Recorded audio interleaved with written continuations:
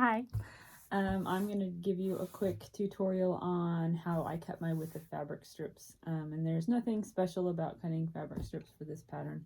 This can apply to anytime you're going to cut with the fabric strips. So the first thing I do is make sure that my selvages are lined up nicely. Sometimes you'll buy fabric and it'll be like really wonky, crooked. That means it's not folded in half correctly. So, straighten it out. When the selvages are lined up correctly, then I press my fabric, which I already did. Don't skip pressing the fabric unless your fabric is somehow magically wrinkle free. Your cutting will be more accurate if your fabric has been pressed.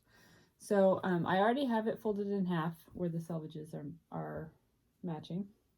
But then I like to fold it in half again, and again make sure that it's straight. So I line up the crease with the selvage at the bottom, and I don't cut my selvage off before I cut, just because I find it easier to cut later, especially with this pattern. So I will strip piece the fabric with the selvage still on. You can cut it off if you want. So then I'm going to use this ruler. I've had a couple of different long rulers. This has been my favorite. It's Creative Grids ruler. I like it because they're very non-slip. They've got all these non-slip things on them. But I also like that this ruler is 8.5 inches wide. A lot of these long rulers are 6 or 6.5 inches. It just makes it a lot more usable for a lot of projects. So I looked at my table in the strip piecing section to see the number of fabric strips that I need to cut. And I have printed off the coloring page, which I did not color, but I did write the name of each of my fabrics in each of the sections so that I can keep track. And I might change them as I work, but that's at least my plan. And it's fairly easy to swap things around with this pattern after you strip piece your fabric, because a lot of them need the same number of strips. I lost my rotary cutter. There it is. Okay.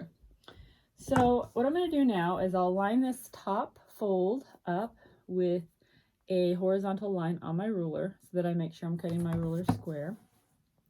I don't square up the edge before I cut. I just cut a little bit extra. And I hold really tight, and then I close my rotary cutter so I don't hurt myself. And then once I've cut my first piece, then I flip it over and trim that extra part off. Maybe that's wrong, but that's how I do it. So it works for me.